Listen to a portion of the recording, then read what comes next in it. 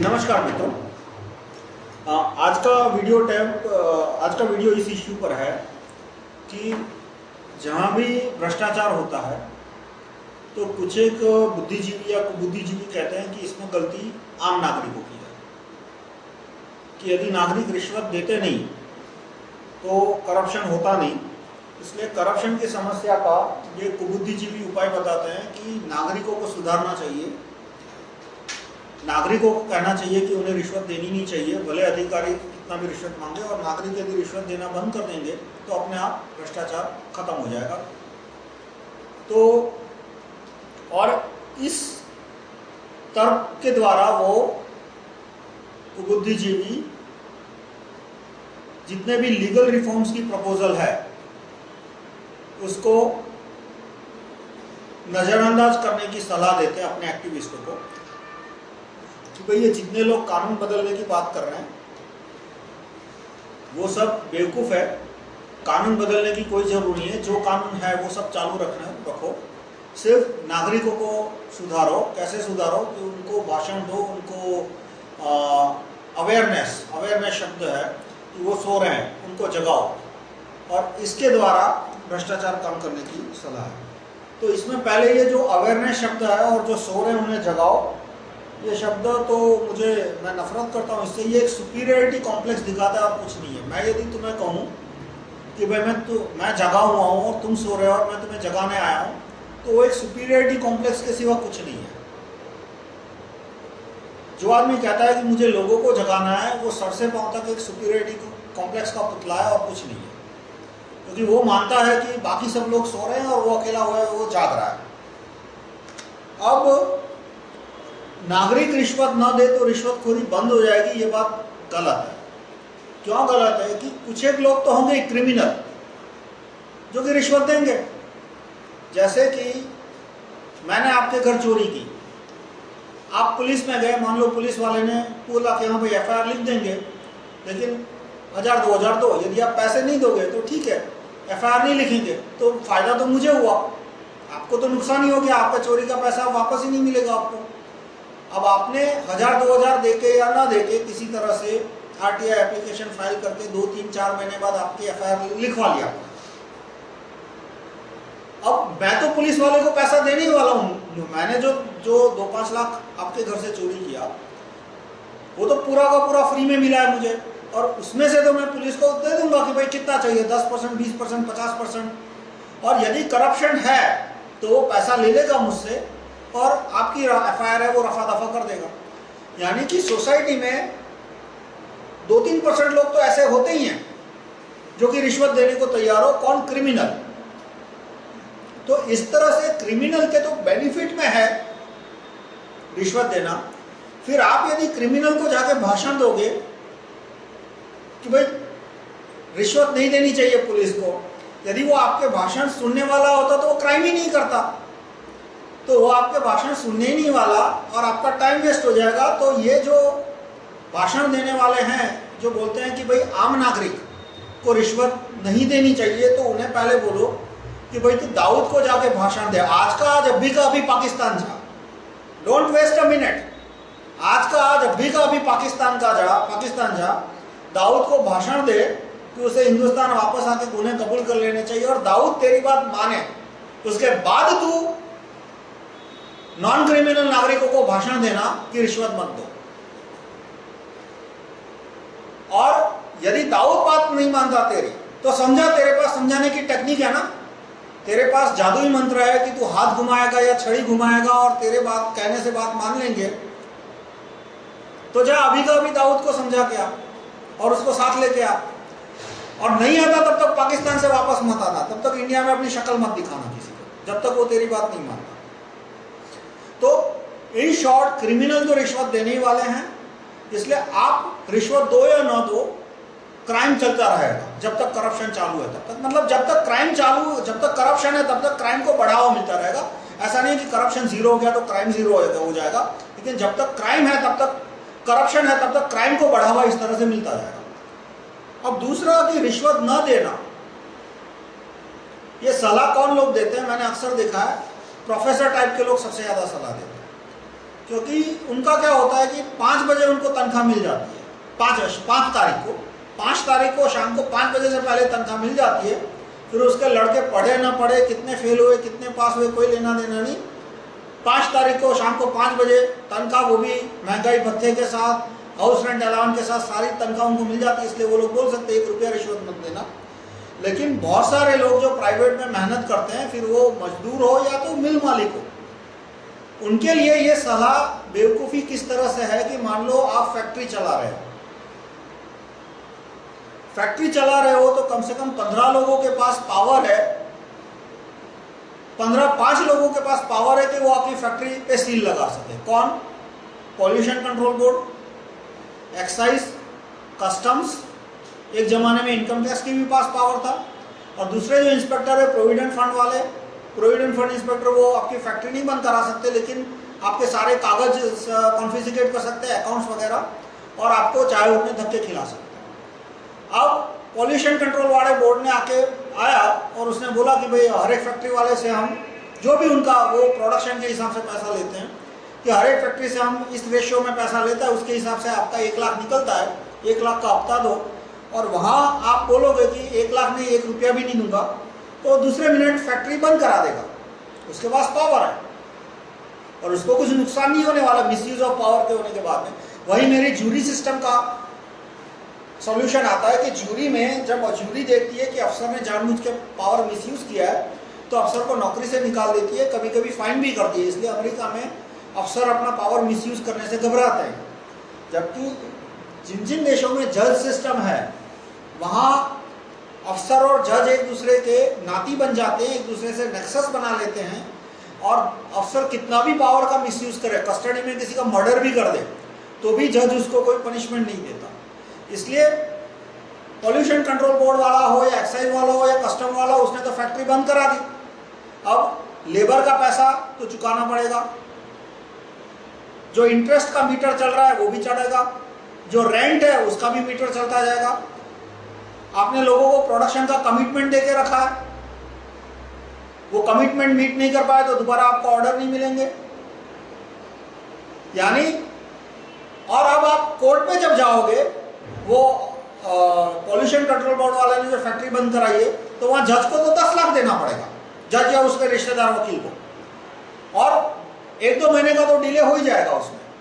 तो ये जो सलाह दे रहे हैं आपको कि पॉल्यूशन कंट्रोल बोर्ड वाले को 1 रुपये की रिश्वत मत दो, उनकी सलाह का नतीजा क्या होगा कि आपको जज को 10 लाख रुपया देना पड़ेगा, फैक्ट्री 2 महीने बंद रहेगी, 2 महीने बंद रहेगी तो लेबर का खर्चा, रेंट, इंटरेस्ट, वो तो खर्चा आएगा, प्लस प्रोडक्शन में कमिटमेंट मीट नहीं कर पाए, इसलिए दोबारा आपको ऑर्डर मिलने में नुकसान होगी। इसलिए 99 क्या मैं कहूँगा 100% फैक्ट्री चलाने वाले पॉल्यूशन कंट्रोल बोर्ड वाले को, एक्साइज वाले को रिश्वत देते हैं।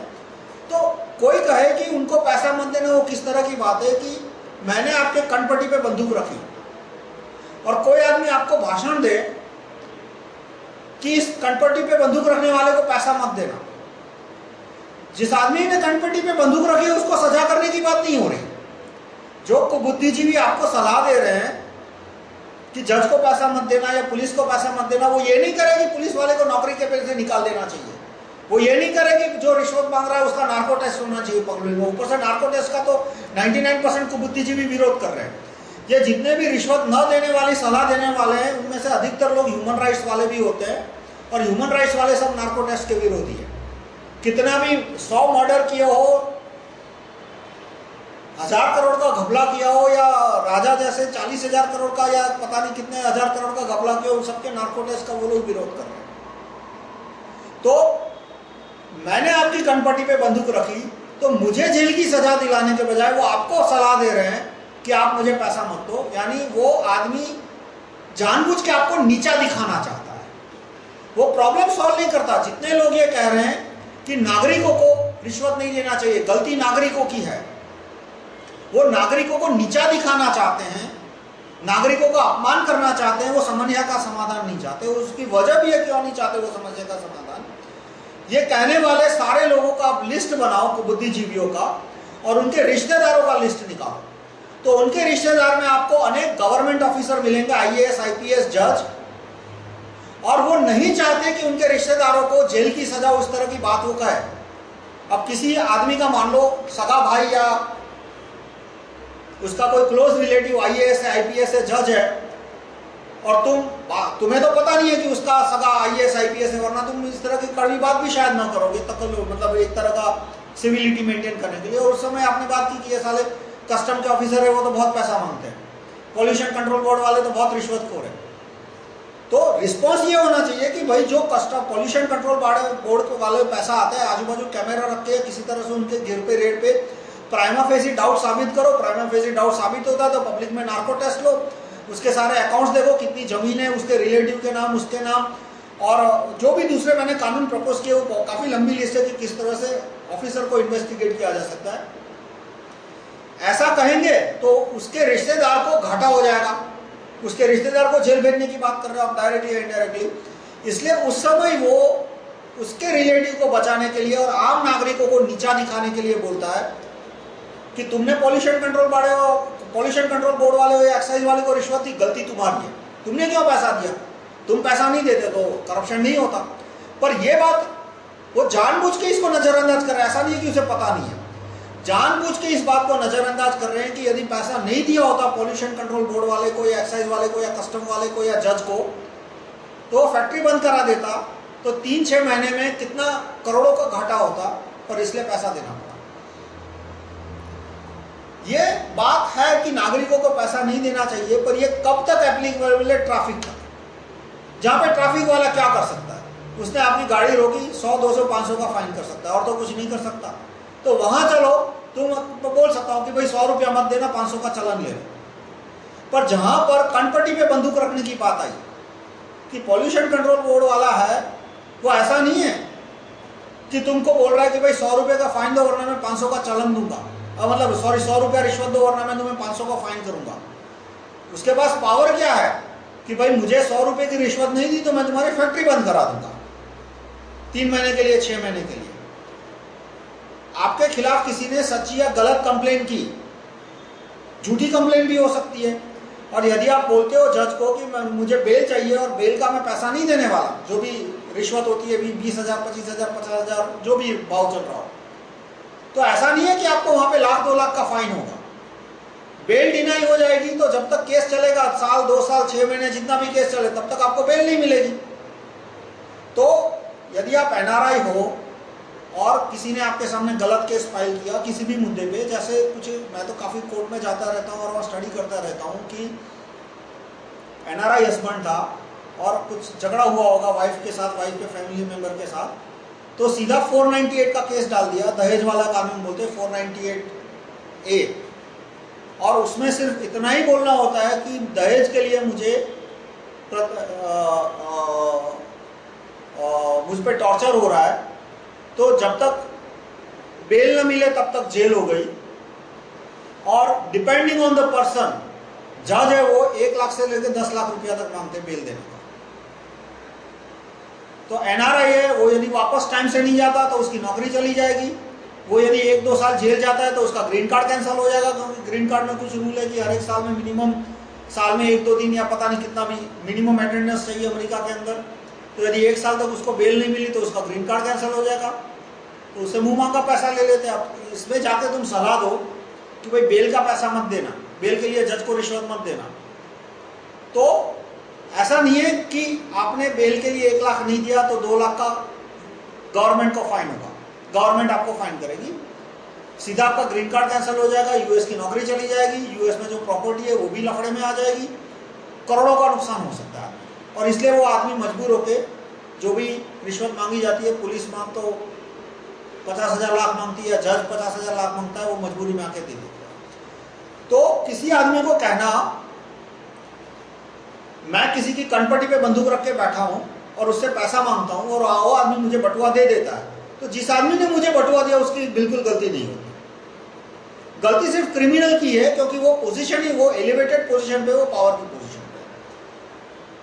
अब जो लोग ये सलाह दे रहे हैं नागरिकों को कि नागरिकों को रिश्वत नहीं देनी चाहिए, नागरिकों को सुधर जाना चाहिए, कानून सुधारने की जरूरत नहीं है, उनसे कन्फ्रंट कैसे करना है? तो कन्फ्रंट करना है उनसे सवाल करके कि भाई ये भाषण तूने सुप्रीम कोर्ट के जज को आज तक क्यों नहीं सुनाया, कि वो अपनी रिश्तेदारी बंद करें। एक बात तो चलो कुछ लोग बोलते हैं सुप्रीम कोर्ट में करप्शन नहीं चलता, हाई कोर्ट में करप्शन नहीं चलता, पर इस बात को अब कोई डिनाई नहीं करता कि वहां पे बड़े पैमाने पे रिश्तेदारी चलती है। कि हाई कोर्ट के जज है वो अपने रिश्तेदार वकीलों को करोड़ों रुपया कमा देते, सुप्रीम कोर्ट के जज अपने रिश्तेदार वकीलों को करोड़ों रुपया कमा देते। Nepotism is now universally accepted fact कि अदालतों में जबरदस्त भाई भतीजावाद चलता है। तो जो आदमी तुम्हें यह सलाह देता है उसके सामने 100 रुपए का स्टैंप पेपर रखो और बोलो कि लिख एड्रेस टू सुप्रीम कोर्ट जज, 2-5 नाम बोलो, और हाई कोर्ट के जज की I request you not to practice nepotism any more, और लिखो उसके पास एफिडेविट और नोटरी के पास साइन कराओ और बोलो कि ये कॉपी मैं जज को भेजने वाला हूं, 6 महीने के अंदर जेल भेज देगा तो मैं तेरे केस लड़ने का 1 रुपया भी नहीं दूंगा। और दिखा अपनी नैतिक हिम्मत। अब क्यों नहीं बोल रहा तू जुडिशरी के नेपोटिज्म के खिलाफ? तो वो जुडिशरी के नेपोटिज्म के खिलाफ बोलने को मना कर देगा एफिडेविट पे, और इससे बोल सकते कि तेरे में मोरल वैल्यू नहीं है, तेरे में मोरल हिम्मत नहीं है 2 टके की, तो तू दूसरे को क्यों सलाह दे रहा है कि नागरिकों को पैसा रिश्वत नहीं देनी चाहिए, गलती नागरिकों की। अभी तूने जज के सखावत के खिलाफ नहीं, और जितने वकील है वो तो गलती से भी नहीं बोलेंगे क्योंकि उनकी तो प्रैक्टिस जब 2 मिनट में चौपट कर देते हैं। कोई भी वकील यदि जुडिशरी के भ्रष्टाचार या जुडिशरी के करप्शन के खिलाफ बोलता है पब्लिक में, तो जब 2 मिनट में उसकी सारे जज मिलकर 2 मिनट में उसकी प्रैक्टिस चौपट कर देते हैं। इसलिए इस तरह के आदमी मिले तो उनको, और यदि तो उनसे एफिडेविट पे लिखवाओ कि डियर रिस्पेक्टेड जजेस, और जज के नाम लिखवाओ, I kindly request you not to practice nepotism, और 2-4 और सेंटेंस लिखवाओ कि मेरा यह मानना है कि अदालतों में बड़े पैमाने पे भाई भतीजावाद चल रहा है और इसकी वजह से मुझे अदालतों में विश्वास नहीं रहा, नागरिकों का भी अदालतों में विश्वास कम हो रहा है। हम आपसे विनती करते हैं कि आप भाई भतीजावाद चलाना बंद करो, और ये उसके एफिडेविट पे नोटरी पे ले जाके, नोटरी के पैसे तुम दे दो, स्टैंप पेपर के पैसे तुम दे दो, और उसके पास लिखवाओ और सारे जज को इसकी कॉपी भेजो। मूर्खता में या आवेश में आके एक आध बार उसने ये गलती की कि उसको वो हाल होगा कि दोबारा ऐसी गलती कोई नहीं करेगा। तो इस तरह से आप जो नैतिक मूल्यों में भाषण देने वाले हैं उनका मुंह बंद कर सकते हैं। और वो नैतिक मूल्य के भाषण में फिर से दोहरा दूं कि वो क्यों ऐसे नैतिक मूल्यों पे बकवास भाषण देते हैं बार बार, क्योंकि उनके रिश्तेदारों में बड़ी संख्या में IAS IPS जुडिशरी में पॉलिटिक्स में होते हैं, MLA MP मिनिस्टर वगैरह की पोजीशन, और उनके खिलाफ वो कुछ नहीं बोलना चाहते, इसलिए वो ऐसे बिना फिजूल के सजेशन देते हैं। धन्यवाद।